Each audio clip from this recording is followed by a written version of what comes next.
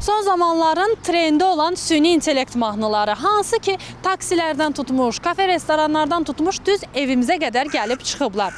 Bəzi insanlar qədim Azərbaycan mahnılarını, bəstəkar mahnıları, meyxanaları fərqli janrda dinləyicilərə təqdim edir.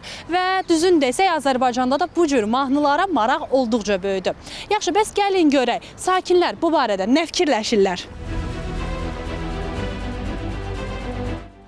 Yəni xoş təsir bağışlamır, çünki biraz süni formatda olur. Yəni süni intellekt olduğu ən azından hiss olunur. Amma deyək ki, köhnə mahnıların təzədən restavrasiya deyək də, yenidən dirilməsi, qaytarılması, bu baxımdan baxsaq gözəl bir şeydir. Bəyənirəm. Və sizcə gələcəkdə bu müğənnilər üçün, bəstəkarlar üçün problem yaratmır? Müğənnilər üçün problem yaradır, bəstəkarlar üçün yox. Yəni bu məncə düşünürəm ki, yaxşı bir şeydir. Çünki süni intellekt gələcəkdə insanlara çox kömək olan bir şey olacaq. Yəni özüm də bu dövrdə universitet tələbəsiyəm və süni intellektdən çəkibdən istifadə edirəm. Yəni insanın musiqi ilə oxuması ilə, yəni süni intellektin oxuması yəni fərqlidir. Orada səs tonlarında yəni fərqli hiss olunur. Müasirlik çox gözəldir. Ancaq nə olar, toxunmasınlar qədim mahnılara. Həqiqətən heyfdir. Heyfdir çünki sənət əsərlərimiz itməsin. Mən bunu istəyərdim. Gələcəkdə süni intellekt belə davam eləsin, müğənnilərin, bəstəkarların işini əlindən alar. Məncə bəstəkarların işinə heç kim qol qoya bilməz. Müğənnilər deyə bilmərəm, onsuz da onlar elə süni intellekt kimi oxuyurlar. Münasibətimiz həm yaxşıdır, həm pis. Özünüz dinləyirsiniz mi mahnıları?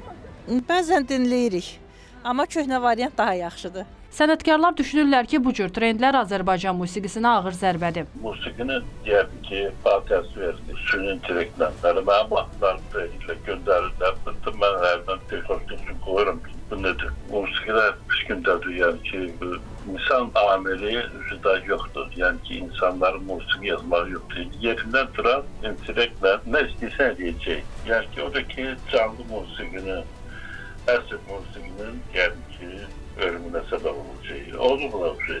Üzəki başlayıblar bu işin məşğul olmağa. Süni intellekt ola bilər, elində zıttı bəlkə lazımdır, amma sənətdəyim. Ruh yoxdur. Qəşəng qızlar qız səsi ilə, qəşəng oğlan səsi ilə, görürsən ki, gözəl aranjman fason ediblər məsələ, amma o dövrdə nəsə çatmır. Heç kim də musiqi ilə yazmayacaq bundan sonra, mən inanmıram kimsə yazsın. Ürəyimizi sıxmır, biraz dözün, hər şey görünəcəkdir birazdan. Əlbəttə ki, günümüzdə zamanla ayaqlaşmaq lazımdır. Artıq vaxt əvvəlki kimi keçmir. İndi bütün sahələr daha sürətli inkişaf edir. Xüsusilə texnologiya zamanından geri qalmaq olmaz. Lakin bəzi incə və həssas məqamlar var ki, onlar olduğu kimi qalsa gözəldir. Məsələn, musiqimiz kimi.